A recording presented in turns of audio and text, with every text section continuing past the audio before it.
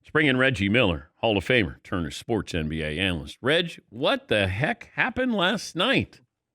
Well, to your point, Anthony Davis has to stay on the floor and stay out of foul trouble. I think that contributed to Markieff Morris having more shot attempts is because Anthony Davis's butt was parked on the bench because of that foul trouble. But you and I, going back to the beginning of the playoffs, said for the Lakers to win the championship, AD has to be the best player over LeBron on the floor, and he was in these first two games of the NBA Finals. He gets in foul trouble. Now if you're Frank Vogel, you kind of go to plan B to try to, mix and match your team and your effort. And again, let's give Miami the credit in Jimmy Butler because they played spectacular. And living here in LA, I know people think the sky is falling because the Lakers lost with the Heat missing two starters in Dragic and Bam Adebayo, but it's one game. And what you're telling me is for Jimmy Butler to have a 40-point triple-double, Kelly Olynyk played great and made shots, and they still scratched and clawed to win that game. They would have to play like that the rest of the way to beat the Lakers. That's why this is not that big of a deal. It's one game where the sky was falling when they lost to Houston game one. The sky was falling when they lost to Portland game one. What did they go on to do? Win 4 straight. So I'm not worried about that. They're still up 2-1 in the series. And now with all this negative press coming towards LeBron and what's wrong with AD, he may have lost his finals MVP chances. All this is going to do is really tick off the Lakers, and we'll see a much better performance in Game 4. What if you read an article that just said, hey, you know what? Acknowledge the Heat, Jimmy Butler, great performance, yes. And, LeBron's going to win his 4th title, and Anthony Davis is going to be the MVP. Nobody's writing that, even though deep down they probably feel that. But Jimmy Butler, after LeBron says to him in the first quarter, you're in trouble. And then Jimmy Butler comes back in the 4th quarter and says to LeBron, you're in trouble. I love that. Isn't it great? This is your two superstars going at one another, which normally doesn't happen. Normally you pick on other guys that you can kind of get in their heads, but Jimmy Butler responding to the king, which I love. But again, without two starters and not knowing if Bam is going to be available in Game 4, I really don't see Goran coming back with a torn plantar fascia. Who knows? It depends on how big the tear is. Maybe he comes back. I'm not really sure. But how effective can he be on that? So if you're still going to be without two starters, you've got to play like this the rest of the way out. And if you're going to tell me that Jimmy Butler is going to average a triple-double and 40 points on it, that's not his DNA. That's not what has made the Heat so successful to get to this finals run. Everyone was collectively involved. Hero, Duncan, Jay Crowder. Those guys played effective last night. Not great, but effective. And they rolled the shoulders of the hot man, which just so happened to be Jimmy Butler. But that's not him. It's just not him. And he didn't even take a three-pointer. Jimmy Butler put up 40 and didn't take a three-pointer. What's wrong with Jimmy Butler? Doesn't he realize you have to shoot threes in the NBA to be good? And I think the Lakers, they got away what made them so successful in games 1 and 2. They pounded the Heat inside. They killed them with points in the paint. They used their size to the advantage. Last night, it was almost like they morphed into the Houston Rockets. Like they had to jack up a whole bunch of threes, and that's not their game. And you're right, Jimmy Butler. But if you look at his stats all season, he hasn't taken a lot of threes. He's not a great three-pointer shooter. He can make them, but he would much rather put pressure on you, on your interior defense, get fouled on those drives, and go to the free throw line. He's Reggie Miller joining us. Kyrie Irving said on Kevin Durant's new podcast that he finally has a guy he can trust in the clutch at the end of games. Then Kyrie said, why is everybody kind of, saying this is me calling out LeBron? Why is it always got to be brother on brother here? But by acknowledging KD, he finally has that clutch guy. He is calling out LeBron as not being that clutch guy, in my opinion. Oh, I don't know. Again, we're piling on LeBron. You know, I'm piling on Kyrie.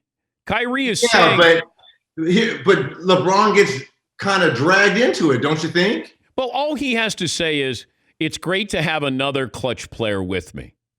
Because that's real. That's honest.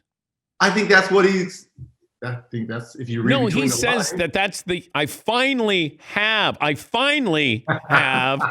clutch shooter I can count on. Come on. Again, he is right on that because Kevin Durant is a great shooter. LeBron James is not a great shooter. Is he clutch? I think LeBron is clutch, yes. Yes, the numbers show that he's clutch. Yes, Kyrie's made one big shot in his career. That's a pretty big shot that he made. That doesn't make you clutch if you hit one, Reg. I think Kyrie is clutch as well. I think at the end of closing games, Kyrie knows how to take over because of his ball handling and his scoring. Who's more clutch, LeBron or Kyrie? Well, stats would say LeBron. Yeah. Because LeBron's been around longer. But that's the answer. Because Kyrie can't stay healthy either. That's true. You can't be clutch if you're not on the floor. Again, I think he was more so trying to pump up KD, his teammate, as they get ready for next year. And I don't think he was trying to throw shade at LeBron, though it probably came off that way because, again, LeBron's an easy target and we're in the finals and it's all about what the Lakers will do or will not do. And I just think it was an easy target. And then Kyrie says that Steve Nash is not really the head coach, that sometimes Kyrie's going to be the head coach and sometimes KD's going to be the head coach, but he didn't view Steve Nash as their head coach. Well, see, that's where I think they may run into problems because you still have young players on that team, Spencer Dinwiddie, Karis LeVert. So with that young coupled team and teammates, and you've got these established veterans who've won championships in KD and Kyrie, you hope it doesn't come off like we're running the organization here. We're going to be calling all the plays and you guys fall in line. I hope Steve Nash, look, I know it's a collaborative effort because I've helped a lot of my coaches along the way on certain things that are what's working on the court and what's not working on the court. But at the end of the day, you got to respect that's my coach. He's going to draw up what he feels is right for us, not me, for us to win and be successful. But those two, KD and Kyrie, may feel like they are running this team because they're the ones that signed off on Steve Nash becoming the head coach. So they do have power. A lot of it. And again, they have the rings to back it up. But I just think at times it can send a bad message if you're saying, yeah, I mean, he's the de facto coach, but really, you know, we're going to be giving you your playing minutes. I mean, that's not going to be the case. Oh, I know what's happening. You're sticking up for Kyrie because he put you in the movie. And if they do a sequel to Uncle, I get it. Uncle Drew too. Yeah. The Return of Lights. Yeah. I get it. No, stop that. Is there going to be a sequel to Uncle Drew?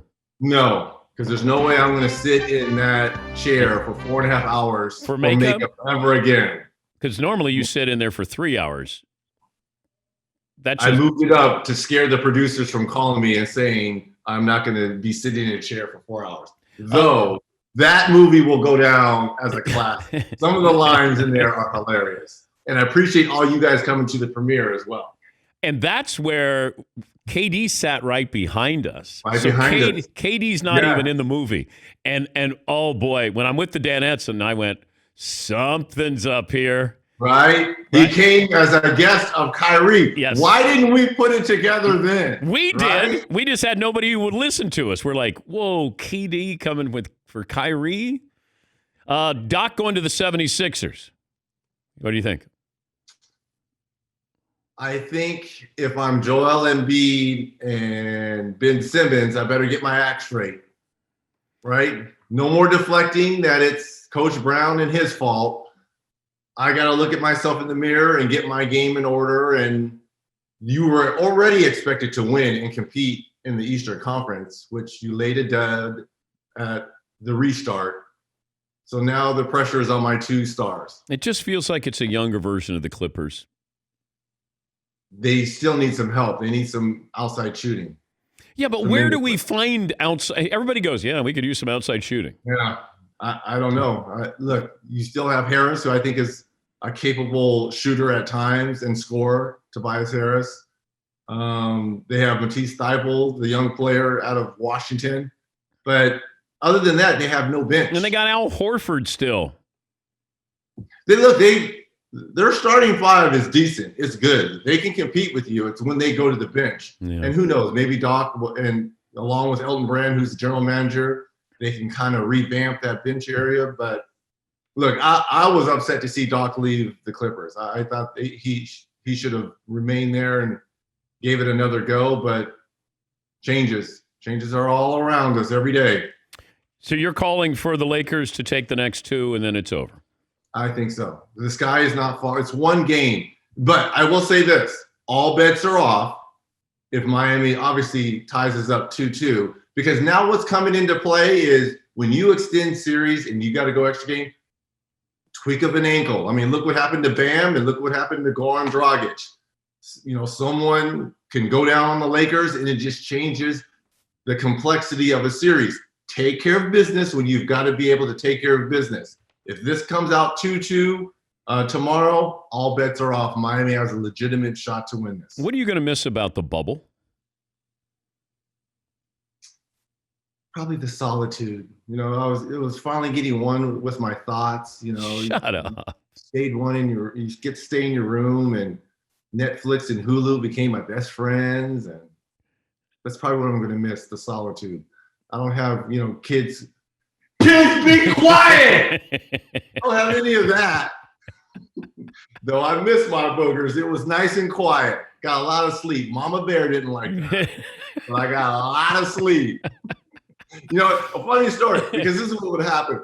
She would FaceTime me, and I'd be in bed just like laying covers all up, slobber coming down. So every time she would FaceTime me, I would hurry up and get up and go into the front room, put on my glasses, and act like I was studying, because I didn't want her to know that I was like sleeping. Because I felt bad that I was able to get sleep and she wasn't. Every time she would FaceTime, I'd run into the other room and act like I was working. She's like, hey, what are you doing? I'm just punching over numbers, getting ready for the next game.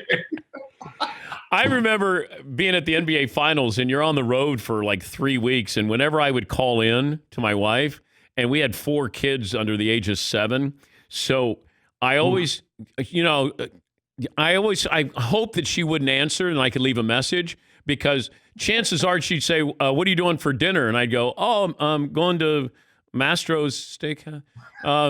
I'm going out. And then, I'd say, well, what are you having? We're having leftovers, Chef Boyardee, SpaghettiOs. And I'd be feel bad, right? Oh, I felt horrible. Oh, I feel so bad. Like, what do you have? I'm going to go get a filet mignon. Yeah. I felt bad, so I said that once, and I was like, what are you doing? We're going to DoorDash. We're DoorDashing. I'm like, Uber Eats. Yeah. Oh, yeah. Good to talk to you. And Red says it's over. It's over. The Miami Heat are going to go down in flames.